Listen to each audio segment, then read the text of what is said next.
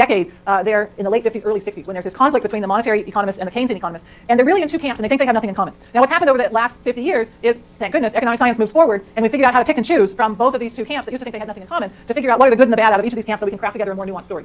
What I'm going to do, yes, I'm watching my time. What I'm going to do is I'm going to talk about I'm going to do first the old simplistic story that's the insufficient aggregate demand, and then the more recent work that's focused on the aggregate demand, Keynesian approach, C, I, G, and so on. Then I'm going to talk to you about the money part, so what Friedman and Schwartz said, and then the more sophisticated work that's been done much more recently that goes back and tries to come up with good empirical tests of Friedman and Schwartz. So that's the roadmap we're going down. All right, so the simple stuff. The simplest, this is, say, circa 1960, so 1940s, 1950s, until about 60-ish or so, is that the Great Depression, if we understand the economy as explained by the Keynesian model, where the amount of output in the economy equals aggregate demand, where aggregate demand is the sum of consumption, investment, government, and net export, then we understand, this is before all the empirical work that we could do today, then we understand the Great Depression as, one, a decrease in investment spending, so the decrease in residential investment and the decrease in purchases of machineries.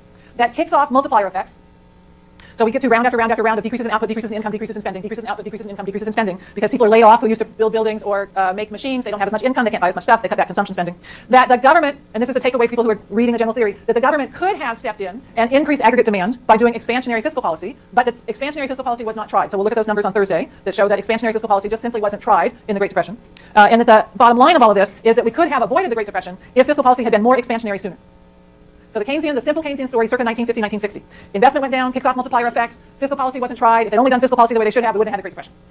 And for these folks, the important policy role for the Council of Economic Advisors who are in the Executive Office building, advising the President in the White House on a daily basis, is fiscal policy, fiscal policy, fiscal policy. That's the takeaway from the simple Keynesian story of 50 years ago. Now, the pieces that some of us have gone back to are to go back and look at those components of GNP that we had, the same slide I had up here a few minutes ago, and say, look, there's something in these two pieces. Consumption spending clearly dropped, and subsequent work, so not part of the simple story, but a couple decades later, subsequent work said this drop in consumption spending appears to be autonomous. That is, it's not explained by income effects and wealth effects. The simple story said that consumption fell due to multiplier effects, which means that the change in income, and some people would say the change in wealth, that those things caused the change in consumption. The later work said, there's something else. So what do I want to say? Not sufficient. There's something beyond just income and wealth that explains the drop in consumption spending. We need to find something beyond those multiplier effects to explain why consumption fell so much from 1929 to 1933. And then the second story is investment and why investment spending fell. And was it simply the change in interest rates? No, you just can't explain it from interest rates alone. And so to go back and try to explain investment decline. So this is the more recent work. I'm going to start with consumption. So the three major pieces that have been done to explain the decline in consumption.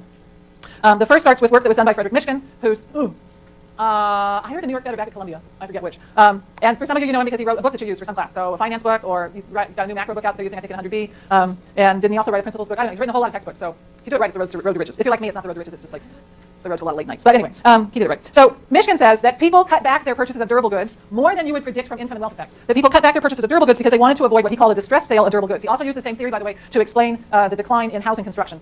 So his story works not just for consumption, but also for the housing part of investment. His notion is that people want to avoid a distress sale. The idea is that if you have to sell your car, let's suppose you have a car. Suppose you have to sell your car by this afternoon. You got to get your car sold by 6 o'clock tonight because somebody you never want me to know about is going to arrive on your doorstep at 6 o'clock tonight and they want cash from you. So that guy's coming. So you got to get your car sold and you got to sell it for cash by 6 o'clock tonight. If you got to sell your car by 6 o'clock tonight for cash, can you get a good price from your car? No. Right? You're going to put it on Craigslist with this panic sale. You're going to get some skeezy-looking guy who's going to come up and peel off a few $100 bills, and you're going to hold him up and say, I'm going to stop holding him up because he's looking at me weird, and just hope they have that funny little thread in them. So you're not going to get a good price. That's what he calls a distress sale. That if you have to sell your durable goods in a hurry, you're not going to get a very good price. That if you can hold on and wait and say, I'm going to sell my car and I'm willing to wait 3 weeks until I get a good offer, you'll get a better price if you can wait 3 weeks. But if you got to sell it in a hurry because you've got bills that are due, because your kid's in the hospital, because some creep is going to show up at your door and wanting your cash by the end of the night, you're going to lose some of your wealth because you have to quickly sell your durable goods. Which means that you want to avoid being put in a position where you're going to have to sell a durable good quickly. And that means you're not going to buy it in the first place. So if the real amount of your debt is going up, so your real debt goes up, if you have nominal debt, I think you could probably identify this through student loan debt. So you have some nominal amount that you owe on student loan debt. And if you divide that by some measure of prices, right, that gets you the real value of your debt.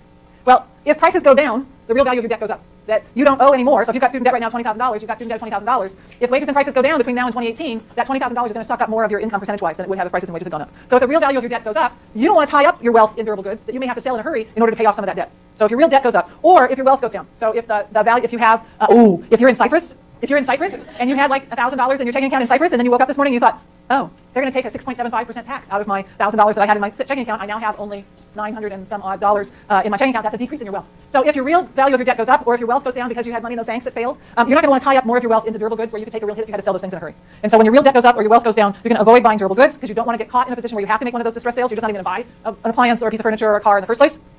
And that's his explanation for why purchases of durable goods go down, 1929 to 1932. The implication for Mishkin's story is that people think about their durable goods. They think about their car, they think about their washer, they think about their chest of drawers, they think about their jewelry, they think about their linoleum as an asset that they can sell if they need cash. That they're buying these things because they have value as assets, as opposed to it's better to walk on linoleum than it is to walk on the crud that's on the floor right Second story comes from Christina Romer, who's an art partner here. And Christina Romer's story is that people will postpone their irreversible purchases that will include both durable and semi-durable goods. And she argues they will do this if there is increased uncertainty. So it's a focus on this distress sale, or on you just don't want to have a lot of your wealth tied up in physical assets that may not be worth as much if you have to sell them.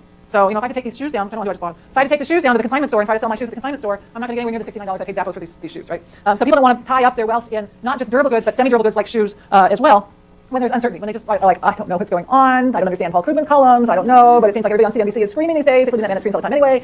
Right? And so there's just increased uncertainty, I don't understand what's going on, it's just crazy out there, and so forget it, we're not going shopping. It's too stressful, let's get some extra macaroni for dinner. And so the idea there is that people are going to cut back on their purchases of the durable and the semi-durable goods, they're going to shift their spending towards services, let's eat out tonight, and towards non-durables, things like food.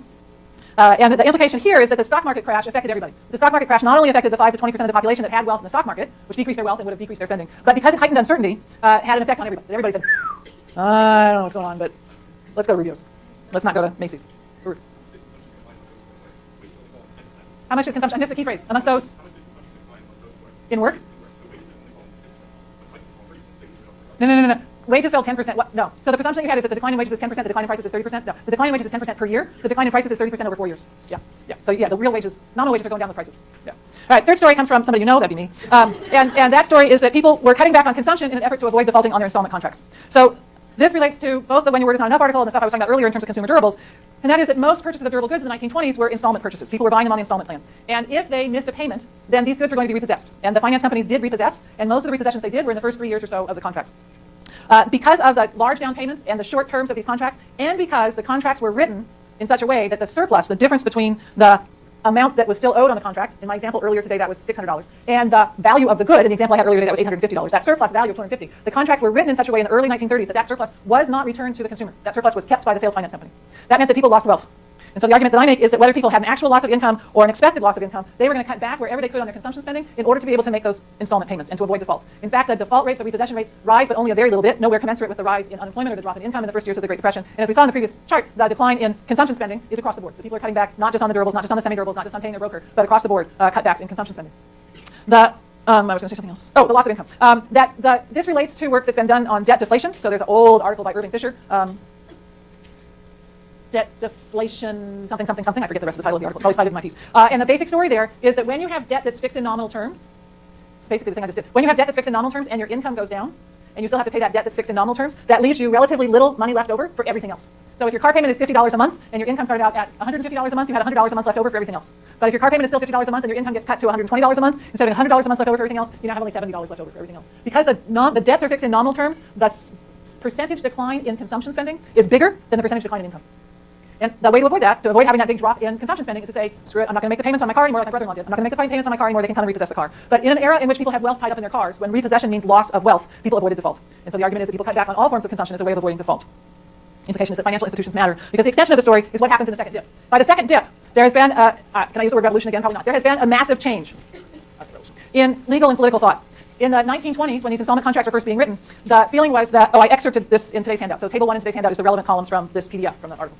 In the 1920s, when these installment contracts were first being written, the notion was that people who were not fulfilling their contract, either because they weren't making their payments, or you could breach your contract by taking your car out of the county. So if you bought a car in Contra Costa County, this is going to be hard if you live in the Bay Area. You buy a car and you live in El Cerrito in Contra Costa County, you drive your car a mile across the county border to get to Albany. If you drive your car out of the county, that was often a breach of the contract, because they were worried that people were going to buy these things on installment plan and then skip town and then take the car and drive off. And so the initial penalties are designed to be quite severe, because the notion is that people who are going to be defaulting on these contracts are all these scofflaws and otherwise cheating kind of people who are trying to take advantage of the sales finance companies. And they're people that you want to have these very severe incentives against this morally bad behavior, because if you don't have a big severe penalty on them for breaching the contract, so these are not people with high moral standards. The story went all this in quotes. These are not people with high moral standards, and they would have breached the contract because good people weren't going to be borrowing anyway. Things changed a lot, right? The doubling of the debt-income ratio in the 1920s means that by 1929, on the eve of the Great Depression, what had been uncommon a decade earlier was common. 1919, it was uncommon for people to buy a car on installments. 1929, it's incredibly common, and you're sort of a fool if you don't do it that way.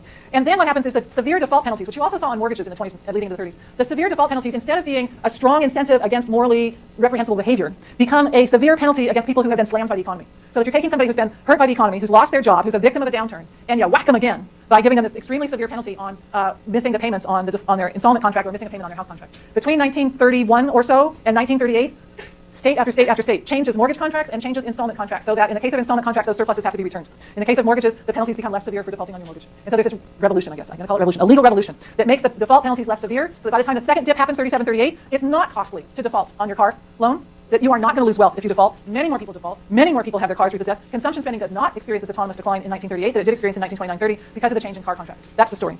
That's the econometrics. I'm done. See you Thursday. Goodbye.